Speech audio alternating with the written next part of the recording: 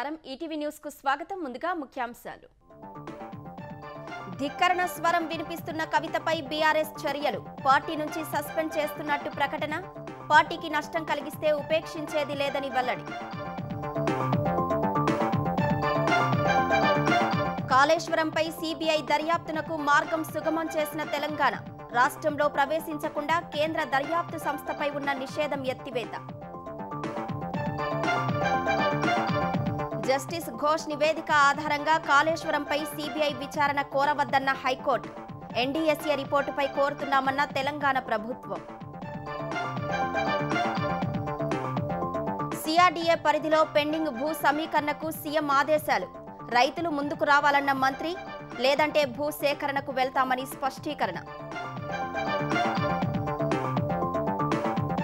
ఎరువులు బ్లాక్ మార్కెట్ను ఉపేక్షించరాదన్న చంద్రబాబు వాడకం తగ్గించిన రైతులకు సబ్సిడీలు ఇచ్చే అంశం పరిశీలనకు ఆదేశాలు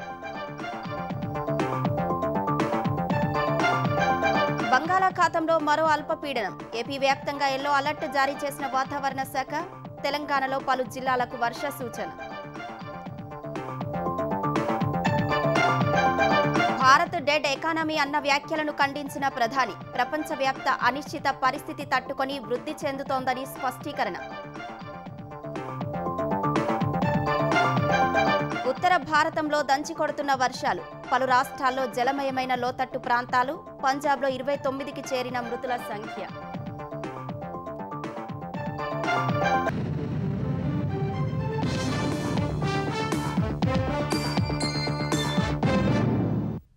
భారత రాష్ట్ర సమితి బీఆర్ఎస్ నుంచి ఎమ్మెల్సీ కవితను పార్టీ అధిష్టానం సస్పెండ్ చేసింది కవితను తక్షణం పార్టీ నుంచి సస్పెండ్ చేస్తూ బీఆర్ఎస్ అధ్యక్షుడు కె చంద్రశేఖరరావు నిర్ణయం తీసుకున్నారు అధినేత ఆదేశం మేరకు పార్టీ క్రమశిక్షణ వ్యవహారాల బాధ్యుడు సోమ భరత్ కుమార్ బీఆర్ఎస్ ప్రధాన కార్యదర్శి టి రవీందర్రావు ప్రకటన విడుదల చేశారు కవిత తీరు బీఆర్ఎస్ కు నష్టం కలిగే రీతిలో ఉందని పేర్కొన్నారు కొంతకాలంగా బీఆర్ఎస్ పార్టీతో కవిత విభేదిస్తున్నారు కేసీఆర్ చుట్టూ దెయ్యాలున్నాయని గతంలో ఆరోపించారు తనపై కుట్రలకు పాల్పడుతున్నారన్న ఆమె బీసీ రిజర్వేషన్ల విషయంలో పార్టీ విధానంతో విభేదించారు కేసీఆర్పై సీబీఐ విచారణకు ఆదేశిస్తున్నట్లు ముఖ్యమంత్రి రేవంత్ రెడ్డి చేసిన ప్రకటనపై నిన్న కవిత తీవ్ర స్థాయిలో మండిపడ్డారు ఇందుకు హరీష్ రావు సంతోష్లే కారణమంటూ తీవ్ర ఆరోపణలు చేశారు కేసీఆర్పై కేసు పెట్టాక పార్టీ ఉంటే ఎంత పోతే ఎంత అని కవిత వ్యాఖ్యానించారు ఈ వ్యాఖ్యల నేపథ్యంలో అధిష్టానం ఆమెను పార్టీ నుంచి సస్పెండ్ చేసింది బీఆర్ఎస్ నిర్ణయంతో శాసనమండలి సభ్యత్వాన్ని వదులుకునే యోచనలో కవిత ఉన్నట్టు తెలుస్తోంది ఇందుకు సంబంధించి రేపటిలోపు నిర్ణయం ప్రకటిస్తారని తెలిసింది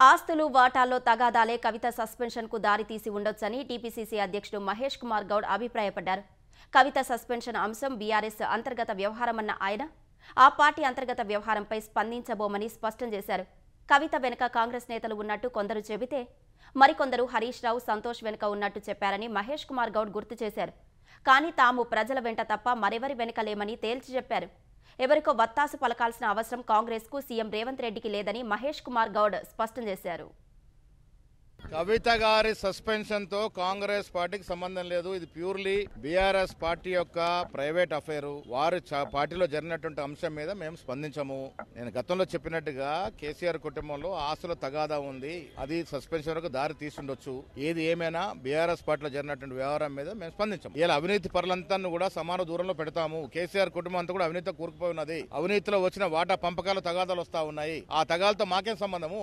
కాంగ్రెస్ పార్టీ ఏ అవినీతి పరుణ్ణి గాని అవినీతి పరురాలను గాని వెనక వచ్చే పరిస్థితి ఉండదు కాళేశ్వరం ప్రాజెక్టుపై సీబీఐ విచారణ కోసం తెలంగాణ ప్రభుత్వం చర్యలు వేగవంతం చేసింది తెలంగాణలో సీబీఐకి ప్రవేశంపై ఉన్న అడ్డంకి తొలగిస్తూ ఉత్తర్వులు జారీ చేసింది తెలంగాణలో సీబీఐకి ప్రవేశం నిషేధిస్తూ 2022లో గత ప్రభుత్వం ఆదేశాలు ఇవ్వగా ఆ ఆంక్షల నుంచి మినహాయింపు ఇస్తున్నట్లు హోంశాఖ ఉత్తర్వుల్లో పేర్కొంది కాళేశ్వరం అవకతవకలపై సీబీఐ చేసే విచారణకు సహకరిస్తామని పేర్కొన్న ప్రభుత్వం ప్రాజెక్టు బ్యారేజీల నిర్మాణానికి సంబంధించి national dam safety authority NDSA ఇచ్చిన నివేదిక ఆధారంగా విచారణ జరపాలని సీబీఐని కోరింది ప్రాజెక్టు ప్రణాళిక డిజైన్ నాణ్యతలో లోపాలున్నాయని ఎన్డీఎస్ఏ తేల్చిందని సీబీఐకి రాసిన లేఖలో ప్రభుత్వం పేర్కొంది ఎన్డీఎస్ఏ నివేదికపై అసెంబ్లీలో చర్చించామని తెలిపింది జస్టిస్ పీసీ ఘోష్ విచారణ కమిషన్ కూడా లోపాలను గుర్తించిందని వివరించింది ప్రాజెక్టులో నిర్మాణ లోపాల వల్ల ప్రభుత్వ ఖజానాకు భారీ నష్టం జరగడం సహా ప్రాజెక్టులో కేంద్ర ప్రభుత్వ సంస్థల ప్రమేయం కూడా ఉన్నందున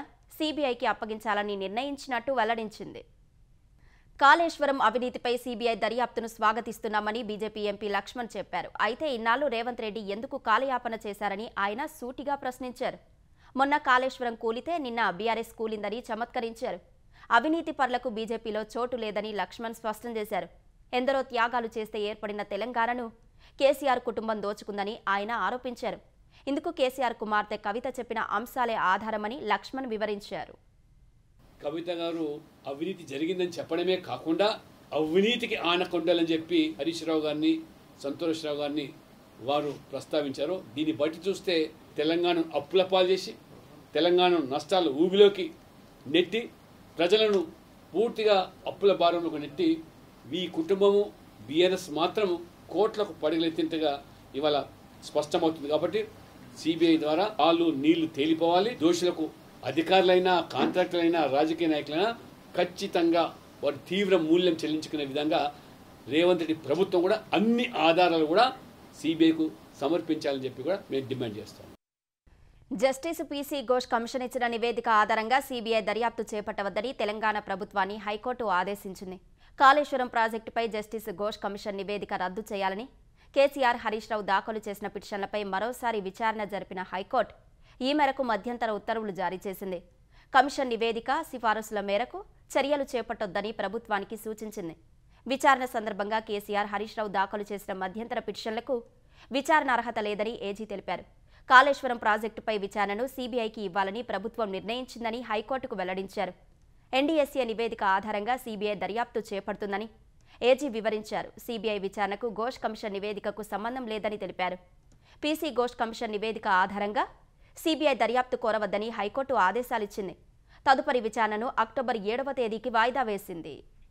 ప్రముఖ వస్త్ర తయారీ సంస్థ కీటెక్స్ వరంగల్ కాకతీయ మెగా టెక్స్టైల్ పార్కులోని కొత్త యూనిట్లో వాణిజ్య ఉత్పత్తిని అధికారికంగా ప్రారంభించింది. ఈ పరిణామంపై బీఆర్ఎస్ కార్యనిర్వాహక అధ్యక్షుడు కేటీ రామారావు హర్షం వ్యక్తం చేశారు. ఇది తెలంగాణ పారిశ్రామిక ప్రగతిలో చరిత్రాత్మక ఘట్టమన్నారు. ఈ వార్త తనకు ఎంతో ఆనందాన్ని ఇచ్చిందని ట్విట్టర్లో పోస్టు చేశారు.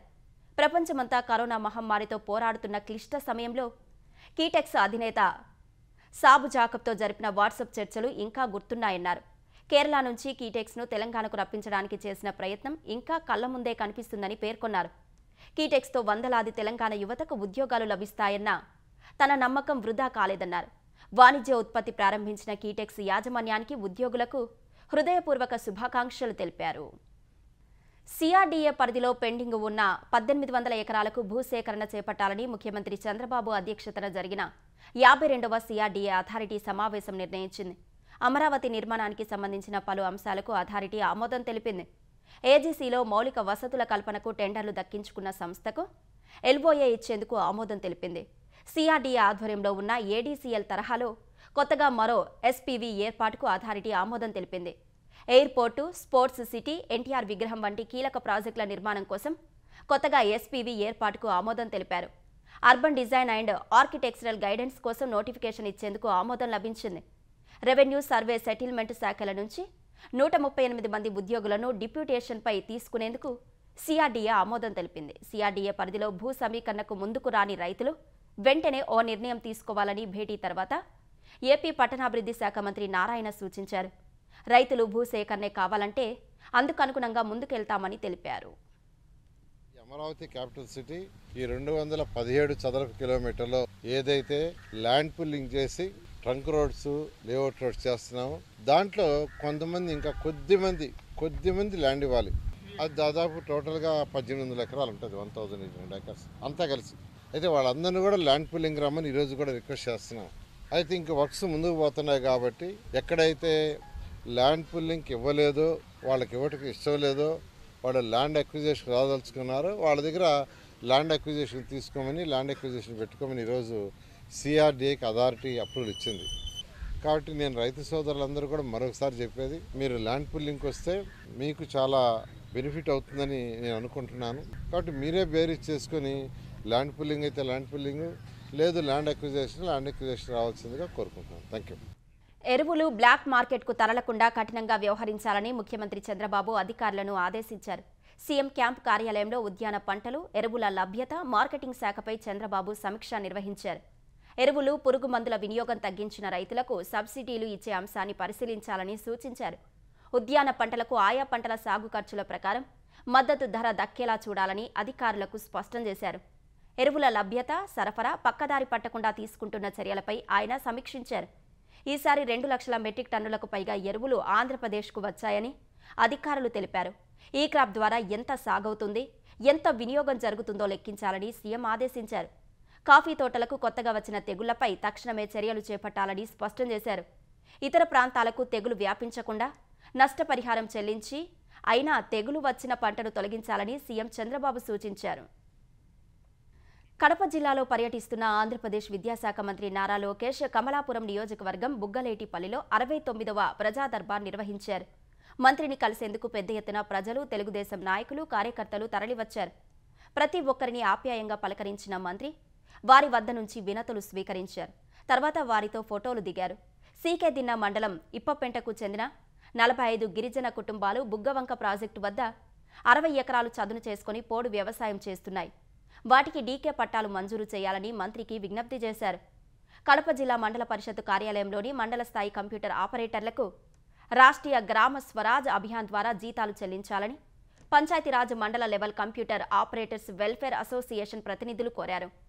కడప పోర్ మామిల రహదారిలో సిద్ధవటం పెన్నా నదిపై కాదర్ బంగ్లా నుంచి మాచుపల్లె మధ్యలో బ్రిడ్జి నిర్మించాలని ఎస్ మోహన్ రెడ్డి విజ్ఞప్తి చేశారు. కడపలో రజక కుటుంబాలకు పక్కా గృహాలు నిర్మించి ఇవ్వాలని అక్కాయపల్లె రజక సేవా సంఘం ప్రతినిధులు మంత్రిని కోరారు. ప్రజల విజ్ఞప్తులను పరిశీలించి పరిష్కరిస్తామని లోకేష్ హామీ ఇచ్చారు. భారత్ ది డెడ్ ఎకానమీ అంటూ అమెరికా అధ్యక్షుడు డొనాల్డ్ ట్రంప్ ఇటీవల చేసిన వ్యాఖ్యలపై ప్రధాని నరేంద్ర మోదీ తొలిసారి స్పందించారు. ప్రపంచవ్యాప్తంగా అనిశ్చిత పరిస్థితులు, ఆర్థిక సవాళ్లు ఉన్నప్పటికీ భారత్ ఈ ఏడాది తొలి త్రైమాసికంలో అంచనాలను మించి 7.8% వృద్ధి రేటును నమోదు చేసిందని చెప్పారు. ఢిల్లీలో సెమికాన్ ఇండియా సదస్సులో పాల్గొన్న మోదీ ఉత్పత్తి, సేవలు, వ్యవసాయం, నిర్మాణం వంటి అన్ని రంగాల్లో వృద్ధి సాధించినట్లు తెలిపారు. ప్రపంచంలోని వివిధ కంపెనీలు మేక్ ఇన్ ఇండియా కోసం భారత్కు రావాలని, ప్రపంచం కోసం తయారీలు చేపట్టాలని పిలుపునిచ్చారు. ఎన్డీఏ పాలనలో రాజకీయ, ఆర్థిక స్థిరత్వాలతో పాటు పాలనా విధానాల్లో పారదర్శకత వంటి మార్పులు చోటు చేసుకున్నాయన్నారు. త్వరలోనే భారత్ 3వ అతిపెద్ద ఆర్థిక వ్యవస్థగా అవతరించనుందని ప్రధాని మోదీ విశ్వాసం వ్యక్తం చేశారు. సెమీ కండక్టర్ ప్రపంచ మార్కెట్ విలువలో భారత్ వాటా ఎక్కువగానే ఉంటుందని ధీమా వ్యక్తం చేశారు. भारत को थर्ड लार्जेस्ट इकोनॉमी बनाने की तरफ तेजी से बढ़ना पक्का हो चुका है। सेमीकंडक्टर की दुनिया में एक बात कही जाती है, oil was black gold but chips are digital diamonds. हमारी पिछली शताब्दी को ऑयल ने शेप किया। तेल के इन कुओं से कितना पेट्रोलियम निकलेगा, इस आधार पर ग्लोबल इकोनॉमी ऊपर नीचे होती रहती है, लेकिन 21वीं शताब्दी की शक्ति छोटी सी चिप में सिमट करके रह गई है। ये चिप भले छोटी सी है, इसमें दुनिया की प्रगति को बड़ी गति देने की ताकत है। आज सेमीकंडक्टर्स का ग्लोबल मार्केट $600 बिलियन तक पहुंच रहा है और अगले कुछ साल में ये $1 ट्रिलियन को भी पार कर जाए।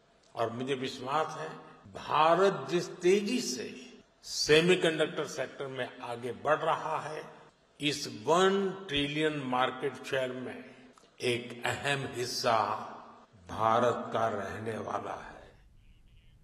ఉత్తరాది రాష్ట్రాల్లో వర్షాలు దంచి కొడుతున్నాయి. భారీ వర్షాల కారణంగా ఢిల్లీ, జమ్మూ కాశ్మీర్, ఉత్తరాఖండ్, ఛత్తీస్గఢ్, పంజాబ్, హర్యానాలో లోతట్టు ప్రాంతాలు జలమయమయ్యాయి. పలు చోట్ల రోడ్లు కొట్టుకుపోగా ఇళ్లు ధ్వంసమయ్యాయి. పంజాబ్లో వర్షాల కారణంగా చోటు చేసుకున్న ఘటనలో మరణించిన వారి సంఖ్య 29కి పెరిగింది. జమ్మూ కాశ్మీర్, ఉత్తరాఖండ్ వరదల్లో గల్లంతైన వారి కోసం గాలింపు కొనసాగుతోంది. ఉత్తర భారత్లో మరో 7 రోజుల పాటు భారీ వర్షాలు కురుస్తాయని భారత వాతావరణ విభాగం తెలిపింది. ఉత్తరాది రాష్ట్రాలను భారీ వర్షాలు వణికిస్తున్నాయి. ఎడతెరిపి లేకుండా కురుస్తున్న వర్షాల కారణంగా ఢిల్లీలో యమునా నది ప్రమాదకర స్థాయిని దాటి ప్రవహిస్తోంది. యమునా నది గరిష్ట స్థాయి నీటి మట్టం 205.33 అడుగులు కాగా ఢిల్లీ పాత రైల్వే వంతెన వద్ద 205.8 అడుగుల ఎత్తులో ప్రవహిస్తోంది. హర్యానాలోని హత్నీకుంద్ బ్యారేజీ నుంచి 1,76,000 క్యూసెక్లు, వజీరాబాద్ బ్యారేజీ నుంచి 69,210 క్యూసెక్లు, ఓఖ్లా బ్యారేజీ నుంచి 73,619 క్యూసెక్ల వరద వచ్చి చేరుతోంది. దీంతో యమునా నదిలో ప్రవాహం గంట గంటకు పెరుగుతున్నట్లు అధికారులు తెలిపారు. వరద ముప్పు ఉన్న ప్రాంతాల ప్రజల్ని సురక్షిత ప్రాంతాలకు తరలిస్తున్నారు. మరోవైపు యమునా బజార్ ప్రాంతంలో వరదల్లో చిక్కుకున్న వారిని పడవల ద్వారా సురక్షిత ప్రాంతాలకు తరలించారు. బురారి ప్రాంతంలో వరదల్లో చిక్కుకున్న రైతులను కాపాడేందుకు సహాయక చర్యలు కొనసాగుతున్నాయి. భారీ వర్షాల కారణంగా పంజాబ్లో లోతట్టు ప్రాంతాలు జలమయమయ్యాయి. వరదల నేపథ్యంలో వేలాది మందిని సురక్షిత ప్రాంతాలకు తరలించారు. భారీ వర్షాల కారణంగా పంజాబ్లోని 10 జిల్లాల్లో వరద ప్రభావం కొనసాగుతోంది. గత నెలలో పంజాబ్లో 25 సెంటీమీటర్ల వర్షపాతం నమోదైనట్టు భారత వాతావరణ శాఖ తెలిపింది. ఆగస్టు నెలలో సాధారణం కంటే 74% ఎక్కువ వర్షం కురిసిందని, గత 25 ఏళ్లలో ఇదే అత్యధికమని వెల్లడించింది. రానున్న రోజుల్లో పరిస్థితి మరింత దిగజారే అవకాశం ఉందని, లోతట్టు ప్రాంతాల ప్రజలు జాగ్రత్తగా ఉండాలని సీఎం భగవంత్ మాన్ సూచించారు. మరోవైపు హర్యానాలోనూ వర్షాలు దంచుకొడుతున్నాయి. అంబాలా, గురుగ్రామ్లలో రోడ్లు చెరువులను తలపిస్తున్నాయి. రాకపోకలకు తీవ్ర అంతరాయం ఏర్పడుతోంది. భారీ వర్షాల నేపథ్యంలో గురుగ్రామ్కు ఆరెంజ్ అలర్ట్ జారీ చేశారు. పాఠశాలలకు సెలవు ప్రకటించారు. జమ్మూ కశ్మీర్లో పలు చోట్ల జోరు వానలు పడుతున్నాయి. డోడా జిల్లా భద్రవాహ్లో భారీ వర్షం కురిసింది. ఉదంపూర్ సహా సమీప ప్రాంతాల్లో భారీ వర్షం కురుస్తోంది. ఎడతెరిపి లేకుండా కురుస్తున్న వానల కారణంగా కొండ చర్యలు విరిగి పడడంతో శ్రీ మాతా వైష్ణోదేవి యాత్ర వరుసగా 8వ రోజు నిలిచిపోయింది. చీనాబ్ నదిలో నీటి మట్టం పెరగడంతో గేట్లను తెరిచి నీటిని కిందకు వదులుతున్నారు. రాజస్థాన్ దౌసాలో కాలువలు పొంగి వరద రోడ్లపైకి చేరుతోంది. సోమవారం దౌసాలో 17.7 సెంటీమీటర్ల వర్షపాతం నమోదైనట్టు అధికారులు తెలిపారు. హరిపుర డ్యాంలోకి భారీగా వరద నీరు చేరుతుండగా అధికారులు అప్రమత్తమయ్యారు. ఉత్తరాఖండ్లో ఎడతెరిపి లేకుండా కురుస్తున్న వర్షాలతో ఉధంసింగ్ నగర్ జిల్లాలోని ఖతిమాలో సాధారణ జనజీవనం అస్తవ్యస్తమైంది. లోతట్టు ప్రాంతాలు జలమయమయ్యాయి. ఛత్తీస్గఢ్లోని సుక్మా జిల్లాలో సోమవారం వరదల్లో చిక్కుకున్న ఓ వ్యక్తిని కాపాడిన దృశ్యాలను భారత వైమానిక దళం విడుదల చేసింది. జగదల్పూర్లో శబరి నది జలాల్లో చిక్కుకున్న వ్యక్తిని ఐఏఎఫ్ హెలికాప్టర్లో వెళ్లిన సిబ్బంది కాపాడింది.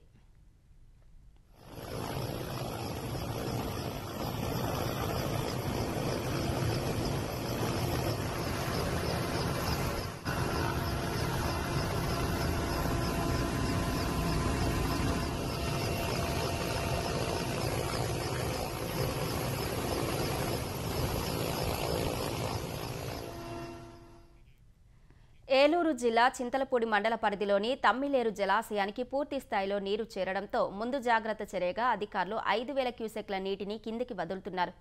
ఫలితంగా ఏలూరు నగరం మధ్య నుంచి ప్రవహిస్తున్న తమ్మిలేరు శనివారపుపేట కాజ్వేను ముంచెత్తింది. ఆ మార్గంలో రాకపోకలు నిలిపివేశారు. అటుగా ఎవరు వెళ్లకుండా బందోబస్తు నిర్వహిస్తున్నారు.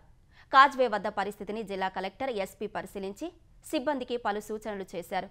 తంగెలమూడి ప్రాంతంలో లోతట్టు ప్రాంతాల సమీపంలోకి తమ్మిలేరు నీరు చేరడంతో అక్కడ ప్రభావితమవుతున్న పలు కుటుంబాలకు స్థానిక మసీదులో పునరావాసం కల్పించేందుకు అధికారులు ఏర్పాట్లు చేశారు. మరో 2 రోజుల వరకు ఈ ప్రవాహం కొనసాగే అవకాశం ఉందని, ప్రజలు అప్రమత్తంగా ఉండాలని కలెక్టర్, పోలీసులు సూచించారు. వాయవ్య బంగాళాఖాతంలో మరో అల్పపీడనం ఏర్పడింది. వాయవ్య బంగాళాఖాతం, ఒడిషా మధ్య బలమైన రుతుపవనాల ద్రోణి సముద్ర మట్టానికి 1.5 కిలోమీటర్ల ఎత్తులో కొనసాగుతుందని విశాఖ వాతావరణ కేంద్రం తెలిపింది. అల్పపీడనం ద్రోణి ప్రభావంతో ఆంధ్రప్రదేశ్ వ్యాప్తంగా యెల్లో అలర్ట్ జారీ చేశారు.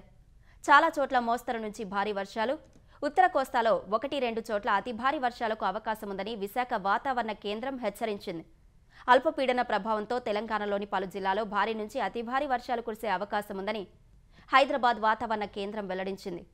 ఉత్తర తెలంగాణ జిల్లాలో ఇవాళ రేపు 10 సెంటీమీటర్లకు పైగా వర్షపాతం నమోదయ్యే అవకాశాలు ఉన్నాయని పేర్కొంది. భద్రాద్రి, కొత్తగూడెం, హనుమకొండ, జగిత్యాల, భూపాలపల్లి, కరీంనగర్, ఖమ్మం, మహబూబాబాద్, ములుగు, నిర్మల్, నిజామాబాద్, పెద్దపల్లి, రాజన్న సిరిసిల్ల, వరంగల్ జిల్లాలకు ఆరెంజ్ అలర్ట్ జారీ చేసింది. ఆదిలాబాద్, జనగామ, కామారెడ్డి, కుమరంభీం, ఆసిఫాబాద్, మంచిర్యాల, మెదక్, నల్గొండ, సంగారెడ్డి, సిద్దిపేట, సూర్యాపేట, యాదాద్రి జిల్లాలకు యెల్లో అలర్ట్ జారీ చేసింది. తూర్పు ఆఫ్ఘనిస్తాన్లో సంభవించిన భారీ భూకంపంలో మృతుల సంఖ్య 900కు పెరిగింది. క్షతగాత్రుల సంఖ్య 3,000కు చేరింది. మారుమూల ప్రాంతాలకు సహాయ సిబ్బంది ఇప్పుడిప్పుడే చేరుకుంటుండగా మృతుల సంఖ్య మరింత పెరిగే అవకాశం ఉందని అధికారులు అనుమానం వ్యక్తం చేస్తున్నారు. భూకంపం ధాటికి పలు ప్రాంతాల్లో కొండ చర్యలు విరిగిపడి రహదారులు మూసుకుపోయాయని ఆఫ్ఘనిస్తాన్ జాతీయ విపత్తు నిర్వహణ అథారిటీ అధికార ప్రతినిధి తెలిపారు. ఫలితంగా కొన్ని ప్రాంతాలకు సహాయక బృందాలు చేరుకోవడానికి ఇబ్బందులు ఎదురవుతున్నాయని వెల్లడించారు. భూకంపం తాకిన తూర్పు ఆఫ్ఘనిస్తాన్ పర్వత ప్రాంతం కావటం వల్ల మారుమూల గ్రామాల్లో ఇంకా సహాయ చర్యలు ప్రారంభం కాలేదు. ఆదివారం రాత్రి 11:37 ఆఫ్ఘనిస్తాన్లోని కునార్ ప్రావిన్స్లో భూకంపం అతలాకుతలం చేసింది. రిక్టర్ స్కేల్పై 6 తీవ్రత నమోదైంది. జలాలాబాద్ నగరానికి 27 కిలోమీటర్ల దూరంలో 8 కిలోమీటర్ల లోతులో భూకంప కేంద్రాన్ని గుర్తించారు. ఈ లోతు తక్కువగా ఉండడంతో తీవ్రత అధికంగా ఉందని నిపుణులు చెబుతున్నారు. పాకిస్తాన్ కుటుంబ వ్యాపార ఒప్పందాల కోసం అమెరికా అధ్యక్షుడు ట్రంప్ భారత్తో బంధాన్ని త్యాగం చేస్తున్నారని అమెరికా మాజీ జాతీయ భద్రతా సలహాదారు జేక్ సులేవాన్ ఆరోపించారు. భారత్తో అమెరికా సంబంధాలు దెబ్బతినడం ట్రంప్ విదేశీ విధానం వైఫల్యాన్ని సూచిస్తోందన్నారు. జేక్ తన యూట్యూబ్ ఛానల్లో ఈ వ్యాఖ్యలు చేశారు. అతిపెద్ద ప్రజాస్వామ్య దేశమైన భారత్తో సంబంధాలు మెరుగుపరుచుకునేందుకు అమెరికా దశాబ్దాల పాటు కృషి చేసిందన్నారు. చైనా నుంచి వ్యూహాత్మక ముప్పును ఎదుర్కొనేందుకు ఢిల్లీ సంబంధాల్లో పురోగతి సాధించినట్లు చెప్పారు. ఇప్పుడు ట్రంప్ కుటుంబంతో వ్యాపార ఒప్పందాలకు పాక్ సుముఖత వ్యక్తం చేసినందున ఆయన భారత్తో బంధాన్ని పక్కన పెట్టారని అమెరికా మాజీ ఉన్నతాధికారి మండిపడ్డారు. ట్రంప్ వైఖరి ఇలాగే కొనసాగితే మిత్ర దేశాలు కూడా అగ్రరాజ్యానికి దూరమవుతాయన్నారు. అది అమెరికన్ల దీర్ఘకాలిక ప్రయోజనాలకు ప్రమాదకరమని జేక్ సులేవాన్ హెచ్చరించారు. అమెరికా నుంచి సవాలు ఎదురవుతున్న వేళ చైనా, రష్యా అధినేతలు ద్వైపాక్షిక చర్చలు జరిపారు. ఈ సందర్భంగా రష్యా అధ్యక్షుడు వ్లాదిమిర్ పుతిన్ను చైనా అధ్యక్షుడు జిన్పింగ్ పాత మిత్రుడిగా సంబోధించారు. రష్యాతో కలిసి పనిచేసేందుకు తాము సిద్ధంగా ఉన్నామని జిన్పింగ్ తెలిపారు. గతంలోనూ ఇరు దేశాలు కలిసే ఉన్నాయని, ఇప్పుడు అదే ఒరబడి కొనసాగుతోందని పుతిన్ అన్నారు. ద్వైపాక్షిక చర్చల అనంతరం జిన్పింగ్ తన అధికారిక నివాసంలో పుతిన్కు తేనీటి విందు ఇచ్చారు. ఈ సందర్భంగా ఇరువురు నాయకులు ఏకాంతంగా పలు అంశాలపై చర్చించుకున్నట్లు తెలిసింది. 2022లో ఉక్రెయిన్పై రష్యా సైనిక చర్యను ప్రారంభించినప్పటి నుంచి ఇరు దేశాల మధ్య సంబంధాలు మరింత బలపడ్డాయి. అటు రేపు బీజింగ్లో జరిగే చైనా మిలిటరీ పరేడ్లో పుతిన్ పాల్గొనున్నారు. రెండో ప్రపంచ యుద్ధ సమయంలో తమపై దండయాత్రకు దిగిన జపాన్పై విజయం సాధించినందుకు గుర్తుగా చైనా భారీ సైనిక కవాతు నిర్వహిస్తోంది. ఈ కవాతుకు ఉత్తర కొరియా అధ్యక్షుడు కిమ్ జోంగ్ ఉన్ కూడా హాజరు కానున్నారు. లండన్లో జరిగిన ఘోర రోడ్డు ప్రమాదంలో 2 హైదరాబాద్ యువకులు మృతి చెందారు. వినాయక నిమజ్జనానికి వెళ్లి వస్తుండగా 2 కార్లు ఢీకొనడంతో జరిగిన ఈ దుర్ఘటనలో హైదరాబాద్ శివారులోని నాదర్గూల్కు చెందిన తర్రే చైతన్య యాదవ్ అక్కడికక్కడే చనిపోయాడు. ఈ ప్రమాదంలో గాయపడిన మరో 6గురిని రాయల్ లండన్ ఆసుపత్రికి తరలించి చికిత్స చేస్తుండగా బోడుప్పల్కు చెందిన రాపోలు రిషితేజ చనిపోయాడు. మరో 5గురికి చికిత్స కొనసాగుతుండగా 2 పరిస్థితి విషమంగా ఉన్నట్లు తెలుస్తోంది. రాయల్ లండన్ ఆసుపత్రిలో చికిత్స పొందుతున్న వారిలో సాయి గౌతమ్, నూతన్ తాటికాయల, యువతేజరెడ్డి గుర్రం, వంశీ గొల్ల, వెంకట సుమంత్ పెంట్యాల ఉన్నారు. మరో 2 యువకులు గోపీచంద్, మనోహర్ సొబాని వాహనాలు నడిపినట్లు గుర్తించి పోలీసులు అదుపులోకి తీసుకున్నట్లు తెలిసింది. ఈ 9 మందిలో సాయి గౌతమ్కు 30 ఏళ్లు కాగా మిగిలిన వారు 20 నుంచి 23 ఏళ్ల మధ్య వయస్కులేరని అక్కడి అధికారులు తెలిపారు. ఉన్నత విద్య కోసం లండన్ వెళ్లినట్లు తెలుస్తోంది. నాదర్గూల్కు చెందిన చైతన్య యాదవ్ 7 నెలల క్రితమే ఎంఎస్సీ చేసేందుకు అక్కడికి వెళ్లినట్లు సమాచారం. ముఖ్యాంశాలు మరోసారి. ధిక్కరణ స్వరం వినిపిస్తున్న కవితపై బీఆర్ఎస్ చర్యలు, పార్టీ నుంచి సస్పెండ్ చేస్తున్నట్టు ప్రకటన, పార్టీకి నష్టం కలిగిస్తే ఉపేక్షించేది లేదని వెల్లడి. కాళేశ్వరంపై సిబిఐ దర్యాప్తునకు మార్గం సుగమం చేసిన తెలంగాణ, రాష్ట్రంలో ప్రవేశించకుండా కేంద్ర దర్యాప్తు సంస్థపై ఉన్న నిషేధం ఎత్తివేత. జస్టిస్ ఘోష్ నివేదిక ఆధారంగా కాళేశ్వరంపై సిబిఐ విచారణ కోరవద్దన్న హైకోర్టు, ఎన్డీఎస్ఏ రిపోర్టుపై కోరుతున్నామన్న తెలంగాణ ప్రభుత్వం. సిఆర్డీఏ పరిధిలో పెండింగ్ భూ సమీకరణకు సీఎం ఆదేశాలు, రైతులు ముందుకు రావాలన్న మంత్రి, లేదంటే భూ సేకరణకు వెళ్తామని స్పష్టీకరణ. ఎరువులు బ్లాక్ మార్కెట్ను ఉపేక్షించరాదన్న చంద్రబాబు, వాడకం తగ్గించిన రైతులకు సబ్సిడీలు ఇచ్చే అంశం పరిశీలనకు ఆదేశాలు. బంగాళాఖాతంలో మరో అల్పపీడనం, ఏపీ వ్యాప్తంగా ఎల్లో అలర్ట్ జారీ చేసిన వాతావరణ శాఖ, తెలంగాణలో పలు జిల్లాలకు వర్ష సూచన. భారత్ డెడ్ ఎకానమీ అన్న వ్యాఖ్యలను ఖండించిన ప్రధాని, ప్రపంచవ్యాప్త అనిశ్చిత పరిస్థితి తట్టుకొని వృద్ధి చెందుతోందని స్పష్టీకరణ.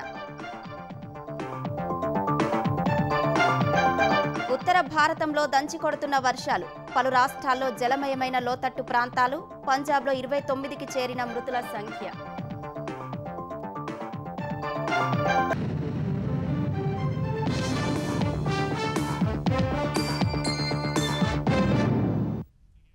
ఈటీవీ న్యూస్ సమాప్తం. నమస్కారం.